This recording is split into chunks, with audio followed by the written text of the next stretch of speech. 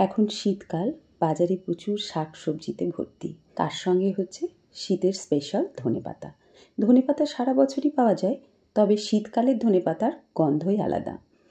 তো আজকে আমি আপনাদেরকে দেখাবো ধনেপাতার একটা চটপটা রেসিপি, যেটা দিয়ে ভাত খেতে দারুণ লাগবে। খুব সহজ বানানো। ধনেপাতা তো আমাদের বাড়িতে এখন প্রত্যেক দিনই আসে বাজারের সঙ্গে, তো সেই রকম কিছু ধনেপাতা একটু বেশি করেই নিয়ে নেবেন। সেটাকে ভালো করে ফ্রেশ জলে ধুয়ে নেবেন, কারণ ধনেপাতাতে অনেক নোংরা থাকে। তারপরে এর মধ্যে কয়েক কোয়া রসুন, 2টি কাঁচা লঙ্কা, আদা, টমেটো, একটা টমেটো দিলাম আমি। আপনারা আপনাদের পছন্দ মতো লঙ্কা দেবেন, কারণ অনেকে আবার ঝাল খেতে বেশি পছন্দ করে।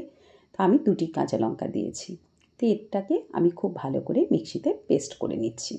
ধনেপাতা দিয়ে কিন্তু অনেক কিছুই বানানো যায়। এখন শীতকাল, শীতের শাক সবজি দিয়ে প্রচুর কিছু জিনিস তৈরি করা যায়। তো সবাই নিশ্চয়ই তৈরি করছেন, আমিও তৈরি করছি কিন্তু এটা ওটা।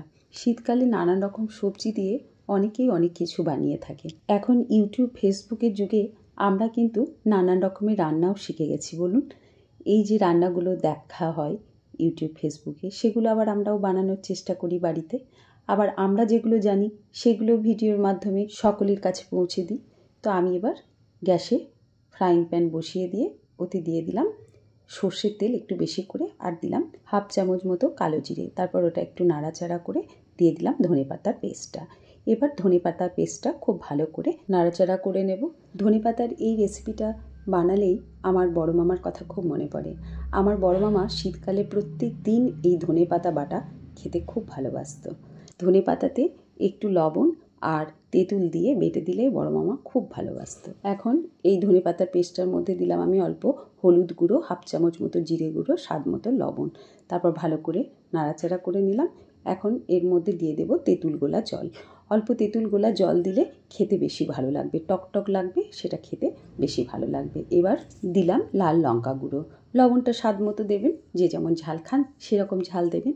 তো ভালো করে এটা নাড়াচাড়া করে যখন দেখবেন এরকম তেল ছেড়ে আসছে, তখন এর মধ্যে নামাবার আগে সর্ষের তেল দিয়ে দেবেন একটু বেশি করে। এটা হচ্ছে ধনেপাতার চাটনি। এই ধনেপাতার চাটনি গরম ভাতে খেতে কিন্তু দারুণ লাগে। আর এটা কিন্তু আপনারা 1 সপ্তাহ মতো ফ্রিজেও রেখে দিতে পারবেন, নষ্ট হবে না। তো ভাতের সঙ্গে এই গরম গরম ভাতে এই ধনেপাতার চাটনি হলে কিন্তু আর কিছু লাগবে না। এই ধনেপাতার চাটনি দিয়ে ভাত খাওয়া হয়ে যাবে।